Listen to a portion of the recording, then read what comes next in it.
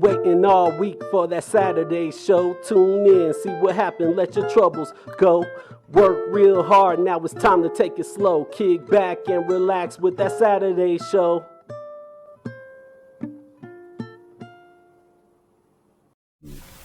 The Albuquerque Center for Peace and Justice has been serving the communities of Albuquerque for nearly 40 years. Peace and justice are the motivators for the work we do, in concert with dozens of other organizations and committees here and around the country. Whether the issue is nuclear weapons, or police brutality and murders, or homelessness and hunger, or even climate justice, immigration, and prisons, the center continues to stand shoulder to shoulder with community organizations dedicated to doing the good work, the necessary work. But we can't do it without your help. COVID didn't take a break, and we didn't either. And the financial cost of being strong advocates and providing assistance have not diminished. You can help us by becoming a member of the Peace and Justice Center for $40, or simply make a donation. You can also stop by the center and maybe purchase one of our popular yard signs to let your neighbors know where you stand on important social justice matters. We need you. Get in touch at www.abqpeaceandjustice.org or call us at 505-268-9557. Thank you for your support, and thank you for standing up for peace and justice. Good morning, Albuquerque. In case you haven't noticed, it's Saturday again. It's time for That Saturday Show. I'm Jim Harvey, your host, and I just wanted to let you know that I'm holding on to every last little bit of summer that I possibly can, because I enjoy getting out and enjoying the great outdoors. What have we got on tap today? Middle school shooting in Albuquerque. Our young people talk about going back to school in the middle of a COVID pandemic. What's happening with the soccer stadium? COVID pandemic resurgent, and what does that mean for mask wearing? The companion march on Washington, and so much more. But first, let me get this off my chest. Manatee County, Florida, is now engaging in the business of legally kidnapping black babies and putting them in the hands of white families. Child and Family Services is complicit in literally manufacturing charges against parents using weak charges like a nursing mother refusing or even failing to take a B12 shot during the nursing period. We've got it on tape. Charges are being sought at the federal level to begin investigating this baby snatching ring in the racist state of Florida. Stay tuned for more. New mask mandates are in effect in New Mexico, as the governor and the health secretary here have announced that we must return to wearing masks indoors. Please wear your mask, and just in case you're one of those slow people who hasn't yet figured out that not getting vaccinated is a danger not only to yourself but to others, get with the program and get the shots and wear your mask. And if you think things are not that bad, the government has just announced that we will all be needing booster shots at 8 months of having been fully vaccinated. This is no joke, people. Don't mess around. Well, the governor of Texas has COVID. It couldn't have happened to a nicer person. This is one of those Southern fools who has blocked mask wearing in schools and has discounted the dangers of COVID, as well as refused to adhere to a federal policy. How you like us now, dummy? Is it the time that people need to start looking at suing other people for placing our lives in peril? something to consider. We're living in a pandemic of the unvaccinated, and we need to find a way to hold them responsible for their ignorance, which is leading to many innocent folks getting sick and children dying. How small-minded. Finally, it's been nearly 60 years since the signing of the Voter Rights Act by Lyndon Johnson, and here we are, right back where we started, fighting for the same protections. I am convinced that 2008 gave rise to the Walking Dead, rising from their crypts, led by redneck racists like Moscow Mitch McConnell and later by Agent Orange Trump. The evil of the evil is relitigating the Civil War. We have to push back and force our sometimes weak-kneed Democrats to do whatever is necessary to vote in the legislation that protects our voting rights. Failure is not an option unless you want the South to rise again. I just had to get that off my chest. So Kathleen Burke has joined us today. Kathleen is project coordinator for Fair Districts, New Mexico. And I'm glad to have you with us today, Kathleen. Thank you, Jim. Glad to be here. Glad to have you with us. So let's talk about redistricting, okay? Let's do. All right. Tell us what you know.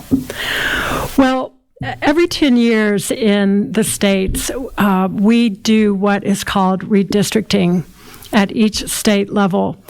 And the redistricting process happens on the heels of the United States Census, which just released its final figures last week. So once that happened, then it all breaks loose and the redistricting starts.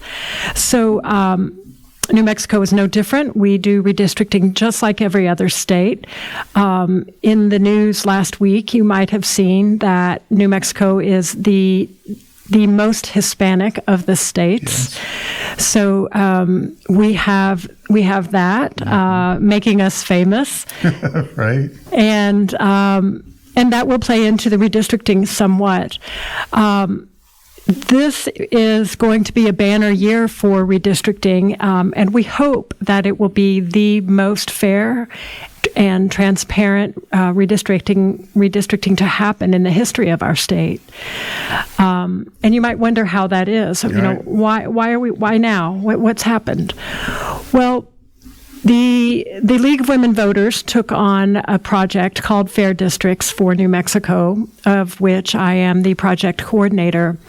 And our reason for being is to assure that we do have a fair and transparent redistricting this cycle, this year. And so we've been working on this project for a little over 2 years, in preparation actually for these upcoming few months. We have a number of partner organizations who have joined us in this effort. We would be nowhere without them. Mm-hmm. So then those range from from large national organizations such as the League of Women Voters United States, Princeton Gerrymandering Project, and some other big national groups, on down to local New Mexico groups. We just got our 6th indivisible group that has joined us as a partner. Fantastic. Our newest partner is the New Mexico Black Voters Collaborative. We picked them up last weekend. Delighted to have them on board. And another recent, one of our few Republican organizations to join is it is an alliance of New Mexico. Their name's a little bit lengthy. It's Republican Hispanic Alliance of New Mexico. So our groups they have joined us to give the message to our governor and to our legislature that this year, we want a fair redistricting.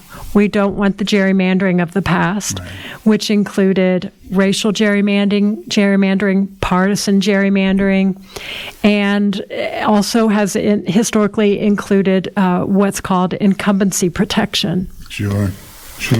And incumbency protection for our viewers is when the incumbent office holders actually draw the lines, draw the districts in order to assure that they get to remain in office.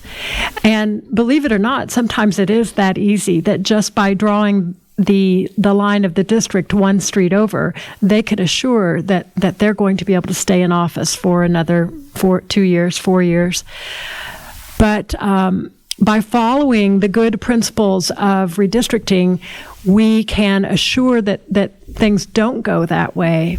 Because when we allow gerrymandering, whether it's racial, partisan, or incumbency gerrymandering, when we allow those things to happen, the sacrifice is that we lose fairness.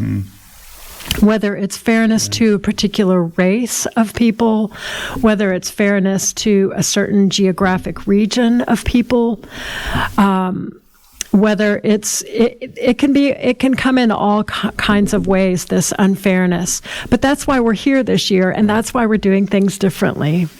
So I don't want to put you on the spot because I know this is sort of like late breaking news, but I hear that there's some discussions about the possibility of even eliminating District 19 as a part of what's happening, and the alarm is already beginning to travel through the district as a pretty frightening prospect. One, just for me looking at it, it's probably the most diverse district in the entire city of Albuquerque anyway. And to have that happen would a lot of people are feeling that could be pretty devastating, to the voting power of people here.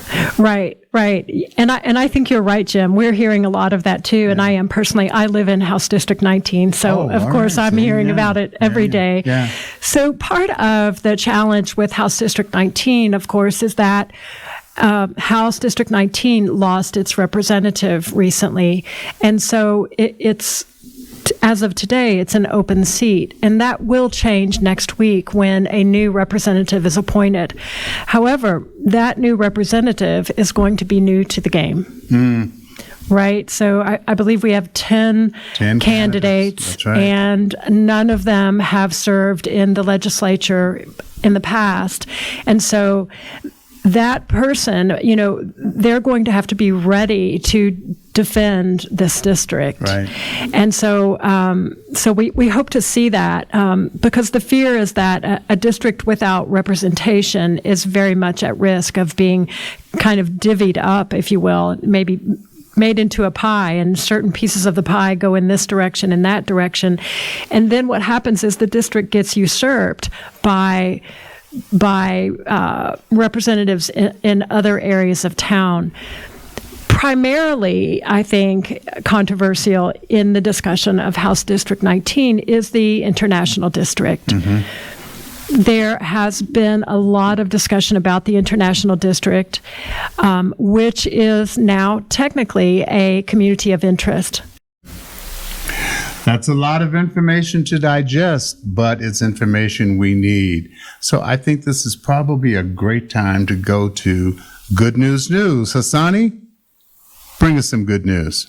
Thank you, and welcome to Good News News. I'm your correspondent, Hassani Olujimi, and I'm Gugu for Good News. The goal of this segment is to inspire and uplift you, the viewer, with nothing but good news. Let's jump right in, shall we?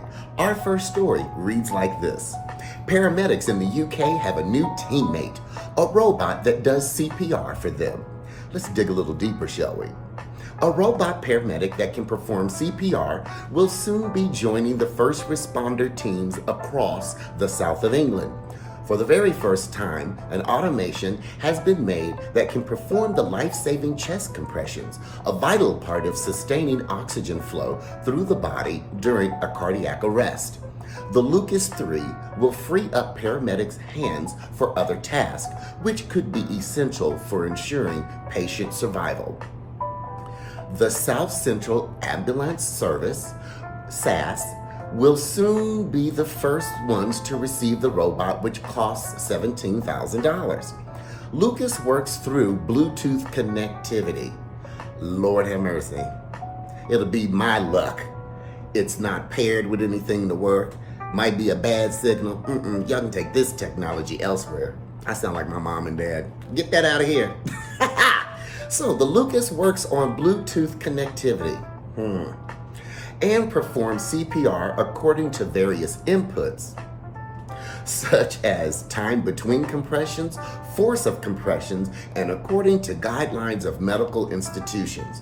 Dr. John Black, medical director of SAS, said, "We know that delivering high quality and uninterrupted chest compressions in cardiac arrest is one of the major determinants of survival." Now, isn't that good news? You know, I wonder, if you steal someone's heart, can you get cardiac arrested?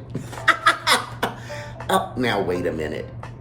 For years, I have always been against organ transplants. But then I had a change of heart. And we're moving along. I know, bad. Our next story goes like this. Team USA is used to winning a lot of gold medals in the Olympics. Well, especially during this summer's games.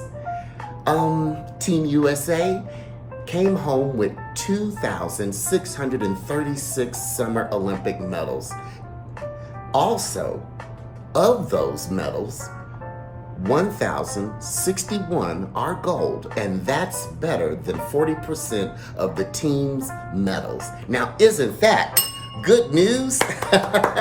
Congratulations, Team USA. What do you call track and field athletes that have a lot in common? Fast friends. Gotcha. Now we're going to check in. Don't hold that one against me. Now we're going to check in with our favorite sassy grandmother, Little Big Mama. What do you have in store for us today, lady? Thank you, Hassani. I have a question for your viewers today. How do you make a waterbed more bouncy? You use spring water. Oh, no. But seriously, let me be frank. Of course, I'm gonna have to change my name now. But seriously, I'm sorry. I just want to share with you a little condition Little Big Mama has. I have kleptomania. And when it gets real bad, I gotta take something for it. See you later, baby. Bye. The best way to turn a frown upside down is to get goo-goo for good news. I'm your correspondent, Hassani Olujimi, featuring Little Big Mama. We'll see you right here next time on That Saturday Show with more good news. Bye. And we're back with our esteemed guest, Kathleen Burke. Kathleen, coming up on the 28th of March in Washington, D.C., there is going to be a national march on Washington for voting rights. We know about the legislation, the For the People Act and the John Lewis Voting Rights Act that are on the table there, and we're doing everything we can to get those things pushed through. So we're having a companion march here in Albuquerque on the same day at the same time to make certain that our voices are counted in that issue. And while people may not necessarily feel that there is a lot of impact that the Voting Rights Act may have on us here in New Mexico, because people seem to be a little more level-headed in terms of, our ability to vote here, I'd like to think. At the same time, what happens anywhere in the country certainly, it can affect us as well. And so let's talk about that. I mean, there's a lot happening, swirling around that, and even the Supreme Court is beginning to weigh in on it. Right. So, and I'm with you, Jim. The more we can do locally to make our voices heard about voting rights, better. I mean, those big marches in Washington are wonderful. I don't know if you've ever been to one. Oh, yeah. I was at the original one. Yeah. 1963. Oh, 1963. All right. So yeah, there's nothing like that. But we have some pretty killer marches here in Albuquerque Oh, yeah. too. We do know how to rise up here. And if, voting rights is so terribly important today as we speak, problems that are happening around the state, around the nation at the state level. So the more we can speak up here for our brothers and sisters in other states who are having to battle this, hey, I'm all for that. Good. So we're going to be stepping off here on Saturday the 28th at 11 o'clock in the morning. And as we step off, our own raging grannies are going to be serenading us, which is going to be really exciting. And it'll take about 15 quick minutes to march from here over to Roosevelt Park, where the rally will start about 11:30. And we've invited all the usual suspects, the dignitaries, the local activists to, kind of weigh in, on a 2-hour program, and going to pepper it with music and what have you. But the most important thing is we're going to be circulating our own petition that we hope to send to our congressional delegation so that they can return to Washington when the House in particular comes back in session, and let them know that there are thousands and thousands and thousands of people here in New Mexico who want them to do their level best to get people like Joe Manchin and Kristen Sinema and folks like that to get off the pot, if you will, and do what they've got to do to push this legislation through, because, again, it's important to all of us if we do that. Yes, Jim, agreed. Yeah, we just have to. We've got to get this through. So we're looking forward to that. And I think that the more we can do, the more noise we can make, the more we can draw attention to this, the better off we're all going to be. So I'm looking forward to a good turnout and Likewise. Good results. I'm really looking forward to that. Good organizing on the part of the Peace and Justice Center. We got to do it. Yeah, we've got to do it. And coming up, we're going to be talking later about kids. Our interns here are going to be featuring a segment on what it's all about in the midst of a COVID pandemic to return to school.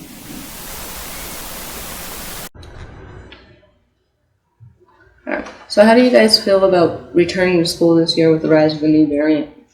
I'm feeling a little hopeful, and hopefully this new variant won't begin to rise up like last year with all the viruses and everything and the death population.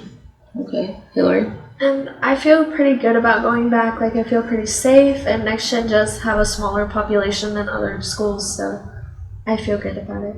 Okay, good. And what measures is your school taking to prevent the spread of COVID? So when we go into our classes, we have to sanitize where we're going to sit, and there's only 2 people to 1 table. You have to be on opposite ends, and then they also just have sanitizer everywhere for you to sanitize your hands and all that. Okay. And is there any mask regulation? Yeah, we all have to wear masks. Okay, good. So what are the biggest changes that your school has made since the pandemic started, academically and in general? So the way you guys study and how you do things prior to how you did things pre-COVID. Everything seemed to be going back to normal. It's just that just how the tables are spaced out and everybody's just getting back on track finally. Okay. Hillary? So Next Gen has a 1-to-1 computer to student ratio. So our work was online anyway, and so the work itself has stayed the same, but it has made working in groups a little different because we all have to be mindful of space and all that, and touching and working on the same things. Right. And so that's the only part that's been really changed. Okay. And so you were saying that you did most of your work online already before COVID. So was that, you think that transition was pretty easy? That part, the technological part, Yeah, it was definitely very easy, and I heard a lot of stories from other high schools having difficulties and all that. Right. Yeah. But for us, it was really easy to just transition to being fully online. Yeah. Okay. Same? Yeah. Okay. So How have other activities at school been affected? So, like your lunch period, student clubs, sports. How have all those been affected because of COVID and the regulations? So sports has definitely changed a lot. We have to be mindful about, touching the same equipment, and we do have to work out wearing our masks the whole time. So that was difficult at first to adjust to, but it's gotten easier to deal with. And then at school, lunch, we are allowed to have our masks off when we're outside and in the cafeteria. So outside, I feel like pretty safe because my group is all spread out when we eat, and inside it's 2 to 1 table, and they're on opposite ends. So I think that's working good. And how have you been? How have you been adjusting to the changes like that? As far as when it comes to just being on your own time outside of the classroom, you're not doing your studies, but you're still a little regulated. So what are your thoughts? Well, for me, it's pretty fine. It's just it's normal, but just with a face covering and just being mindful of who I'm around and everything. Okay. So when it comes to the student body, in general, everybody, your classmates, those that are not in your class, do you think they've had these changes have affected them more positively or more negatively? I think that we all, in the beginning, we all didn't like having to do all the regulations, but now we have adjusted to it, and I feel like everyone's adapted to it, so I think we're all just okay with it. Yeah. At this point, yeah. You haven't heard any complaints from your friends or anything like that, Jason? No, not really. Not that much. Okay, but there has been some. Yeah, there has been some, but not recently. So not everybody's on board with the new requirements and regulations. Some people, I'm sure, don't want to wear masks and stuff like that. Yeah. Right. Yeah. And so it's a not 100% on board type of thing, right? Yeah. Okay. Yeah. I see. So how much of your student body do you think, roughly, percentage-wise, are worried about COVID? I feel like everyone's worried about it. It's affected everyone in some way, whether that's directly or indirectly. But I feel like it's 50-50.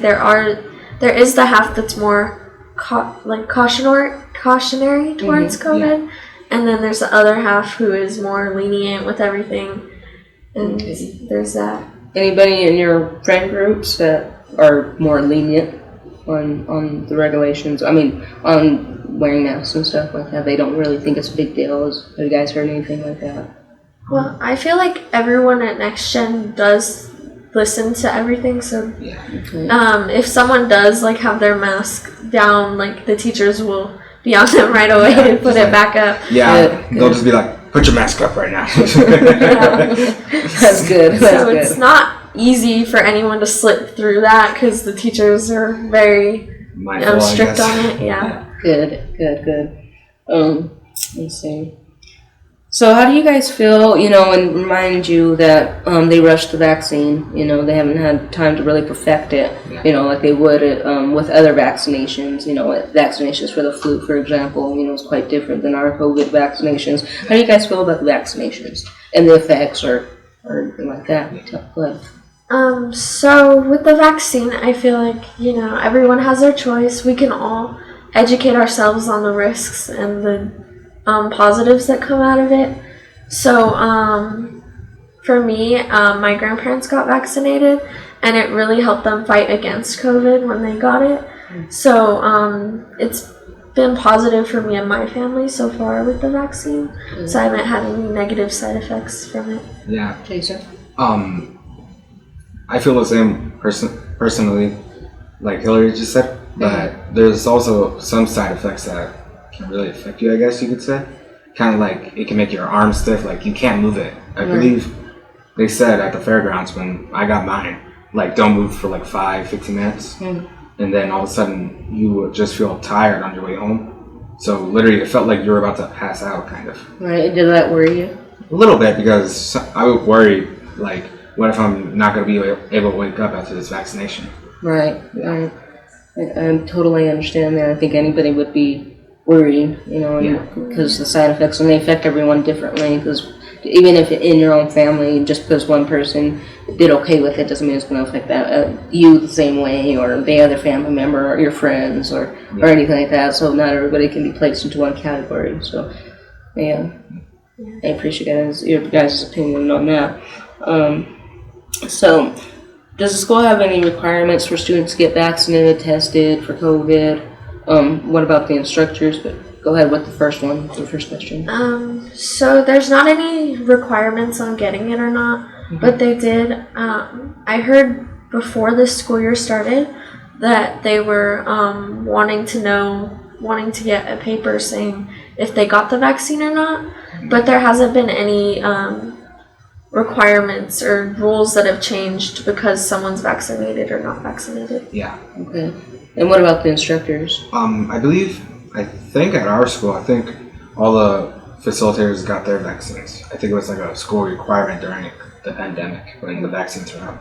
Okay. And since there isn't no requirements for the students, does that worry you guys at all? Or are you guys pretty much content with, I don't think it worries me. I like that they don't require anyone to get it because everyone has a different situation. Right. Like in mine, I talked to my doctor about it and she advised against it since I already had COVID and the antibodies for it were already in me. And in cases it showed that getting the vaccine after having COVID, it makes them less effective. So everyone has a different situation that can lead to that decision. And so I think that it's okay that they don't require a vaccine. Yeah, and if I'm correct, just recalling back to last school year, I think maybe 2 weeks before the school year ended, I think they had to send almost each grade back home, and like everybody had to call their parents to pick them up or get in the cars and go because someone in our grade got the virus, and the whole grade had to leave. So that still worries me, just like if that happens again. Right, because there is no regulation for vaccinations, and plus that gives it access to spread more, so I get it. I understand, but I also get your point of view, and not everybody wants to, not everybody, people can be kind of scared, to get it, you never know. It could be a religious thing, so you're right, everybody is different. So I agree with both of you. I mean, I understand both of your guys' point of view. Good. So, considering everything that we've discussed, how are you guys going to personally handle the rest of the year? Personally, just you specifically.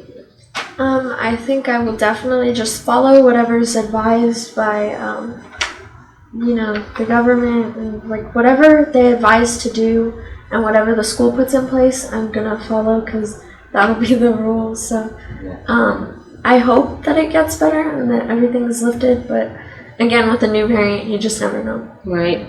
Yeah, and I actually feel the same with Hillary, but I feel like I'm gonna be more cautious. Just like about who I'm around and what and like who sat where and like if like somebody wants to like shake hands or something and just can have like something to like protect my hands, like hand sanitizer, or just keep the mask on at all times. Right. Yeah. Okay. It's definitely made me more aware of everything. Like in sports, we used to share the same drink. Like we would have the community water bottles and all that. So now not having that, it makes me think about how like gross that actually was. And so it's just made me more aware of everything. Right. And of course, so what sport are you in? I play basketball and tennis. So I know, basketball specifically is a very contact sport. And I know that you got to have a certain amount of players on the court to play the game. So, and does that worry you at all? Because of the spread of COVID, because you're all touching the same ball and everything, and then you guys are sweating and all that stuff, Yeah. So as athletes, I think that makes us more cautious because if one of us gets it, it shuts the whole sport down, and nobody wants to stop playing the sport that you love, So we're all very cautious, and we all wear our masks while we're playing and everything. So I think it's just I feel safe in that environment because I know that everyone's taking it seriously. Okay. And when it comes to awareness, you guys were saying that you're aware, right? So when it comes to awareness, just last question, do you guys prefer, if they were to say something on the news, for example, before your school ever said anything, would you follow what they said on the news, or would you wait for the school to say something? I would probably If it was made like the mask mandate, that's when I would follow it because it's directly affecting the state. It depends on the news source that it's coming from. We learned last year about checking what sources and like the credibility of them. Yeah. So there's that. Yeah, Jason? I would more just wait till the school says something. It's just like if they follow what the news says, because if I look, I'm just gonna get myself like making myself dive deeper into that source, just like who said this, who said that. Okay. But I would personally wait for what the school says. Alright. There's just a lot of misinformation that gets spread to do with it, so we just gotta look out for what's real and what's not. Good. So, well, thank you guys. Thanks for your opinions and thanks for being here.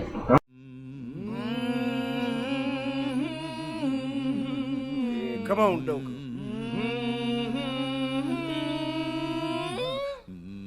Yeah, Doka know this one.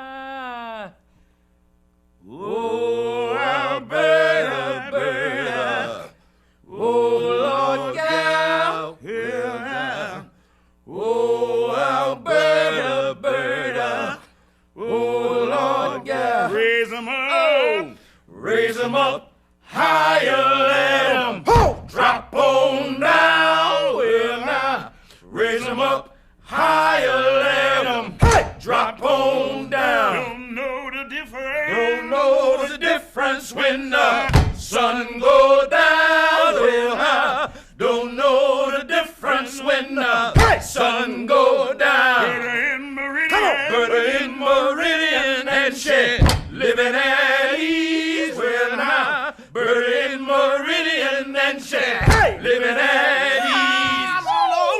I'm on old Parchman's got to work or leave. Well, now, I'm on old Parchman's got to work or leave. Yeah. Oh, Alberta, Alberta. Oh, Lord, yeah. Oh, Alberta, Alberta.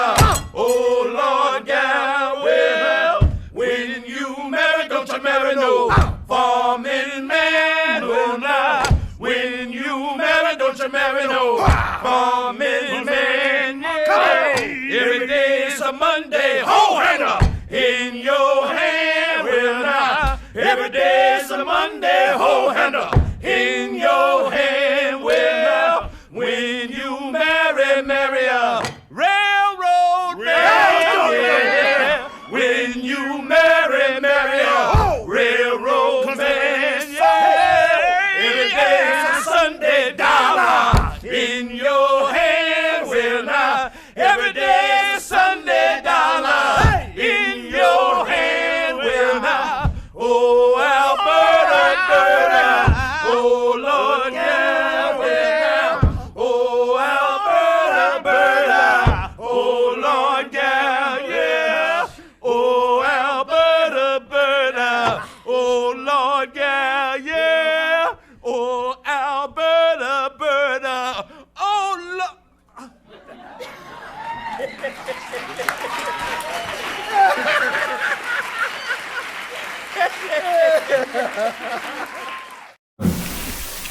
And we're back at That Saturday Show. And before we delve into these hot topics, let's thank Kathleen Burke for coming on the show and bringing us such wonderful information about the whole redistricting process. We need to know a lot more about that. And we hope you enjoyed our segment from our interns, our student interns, that really brought some dynamic and fantastic perspectives on what it's all about going back to school. Now we're joined by our director, Tom Dent. And Tom, let's delve into this whole madness that's going on around this soccer stadium. Well, I played soccer in college, but I'm not a really big fan about this new proposed United soccer stadium. Where it's going to be, the traffic flow, what it's going to affect. I mean, do we It's $50 million just to start, just to lay the groundwork. Can we afford this as a community? I mean, we're setting up the Gateway Center with possible evictions coming up, and over 1,000 people homeless right now, and the rife poverty, and how people have been affected by this pandemic and have to get themselves back together economically. I think that this money could be much better spent serving the community's needs.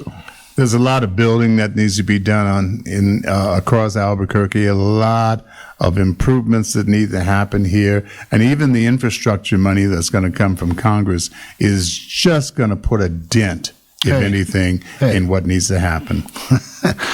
Yeah, I know. Well, City Council, the Albuquerque City Council last Monday night voted on this issue. They were led by Lawrence Riel, the CEO of Albuquerque. You know, there's going to be a lot of other expenditures. There's going to be hiring contractors. There's going to be promotional business going on. There's talking about hotels, restaurant developments. How is that going to affect the neighborhoods that's in? Say it's in Burrells, for example. How is that going to affect local businesses? How is that going to affect people that live there? The noise, the traffic, the lights, all these things. You know, there's other places that have been proposed, but they really don't really have the area and the ambiance to support these businesses, these restaurants, shops, hotels, etc. There's places out on the west side. There's places down by Gibson and the freeway, and probably the place that makes the most sense is the Burrells or the Broadway location, and there's massive traffic flow problems. You have to get tons of public transportation, rail runners, staging points to bring all these people in. And are all these people going to turn out in the long run? The Chili's were very popular for a while here, and they used to play at University Stadium. Yeah. The crowds were halfway packed, and then it kind of slipped away. There's been a number of D-League teams in hockey and basketball that aren't even here anymore. Well, you know, if you try to get through downtown as it is right now, it's a nightmare, particularly on weekends. You know, you just can't seem to make it. And how many people are going to get pushed out? I was reading a report from the Brookings Institution that said that the positive impact of a sports stadium on any city or on any community is anything from very low to negligible in terms of the return on the investment. So here we are talking about putting ourselves $50 million in hock if the vote goes that way in this city. And, you know, I mean, the amount of money that this billionaire has, you know, I can see him now launching a really hefty advertising campaign around this. So that's pretty frightening, you know, for us to realize little to no return on the investment that we'd be stuck with, you know, in the coming years. Mm-hmm. And just to break down the traffic flow more, with other events going on here, when our basketball team was doing really great, traffic would be backed up on the freeway to get to the pit. You have the Isotopes, you have the football team, and there's tons of cops that have to be allocated for traffic flow. We need those cops to reduce crime in the city. I mean, the homicide rates, the crime rate has not gone away. You know, our homicide rate just topped last year, and we're barely halfway through the year. And now the governor is sending in 50 state police officers to help out, and that's only going on for what, a month or so? Just a month or so. That's about it. Not to mention the fact that the enrollment in the police department is at an all-time low anyway. I just was in a meeting yesterday with some people downtown and found out that 198 African-American applicants applied for jobs in the police department. 13 out of 198 were accepted, and all 13 turned down the job. I wonder why. I don't know. These people didn't like the way the academy was run or the attitudes of the veteran cops? Well, one rare find, a black woman, which is, non-existent on the police department at this point. A black woman applied and was accepted, and she turned around and said no thanks. And when she was asked why, she said she visited the academy, she checked out some of the departments and talked to some of the hierarchy in the police department, and she concluded that there was not a comfortable and safe place in the Albuquerque Police Department for her. That should cause a lot of people to pause and re-examine just what's going on in APD. And we probably have to go pretty soon, but, if you guys have been following the Avangrid P&M merge, please call the Public Regulation Commission members and state your views on this. We've heard that they've done nefarious dealings in South America as well as Connecticut and Maine. Oh my God, that's one that just I can't even wrap my mind around it. And P&M is so certain that this is going to go through that they're already doing advertising with Avangrid as a partner, and the deal hasn't even been approved. We've got to watch this stuff. We've really got to watch it. Thanks for watching us.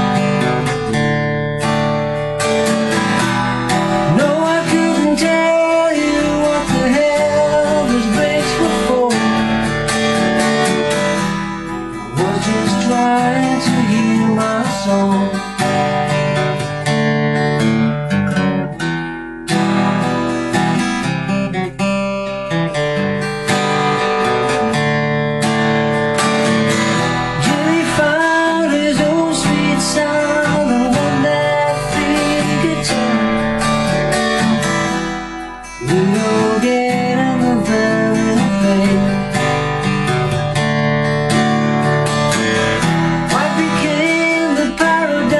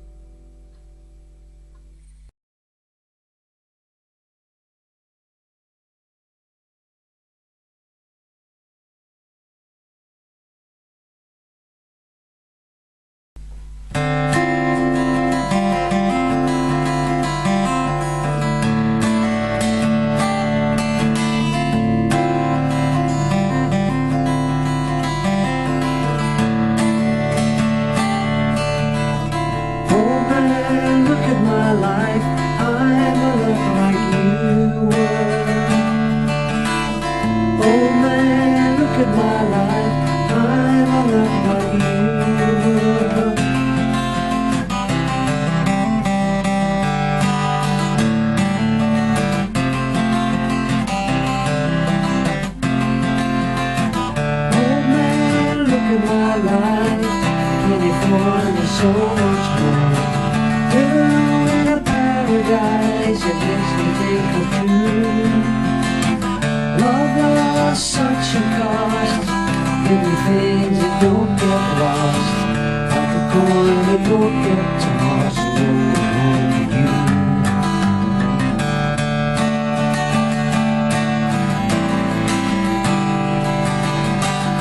Hold back, take a look at my life, and I'm not like you. I need someone to love me the whole day through. Have one look in my eyes and you can tell that's true.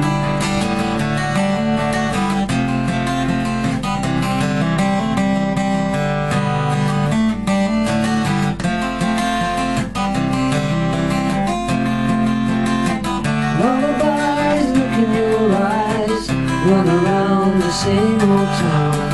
Doesn't mean that much to me, to mean that much to you. First to last, look at how the time goes past. Now I'm all alone at last, round home to you.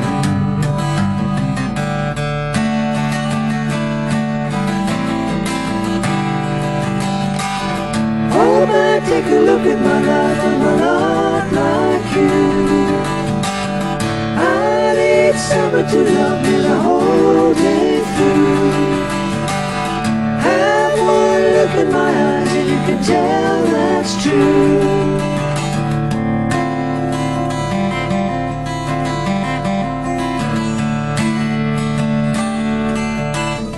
Oh man, look at my life, I'm a lot like you. Oh man, look at my life, I'm a lot like you.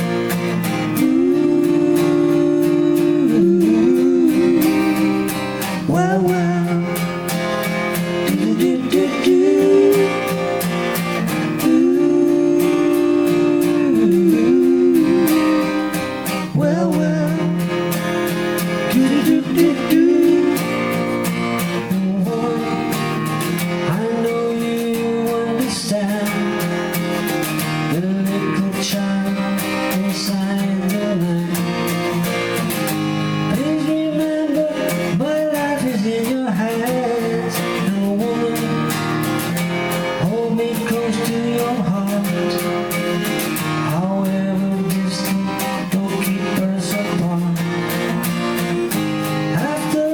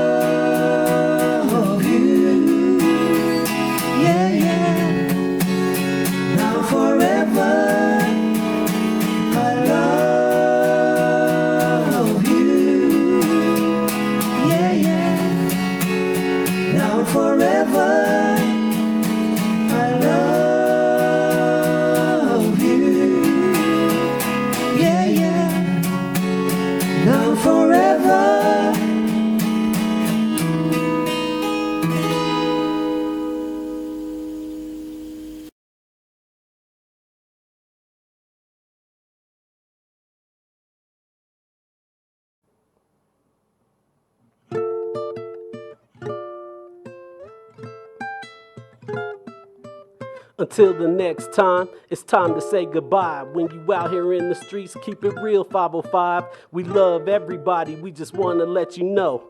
Thanks for tuning in to that Saturday show.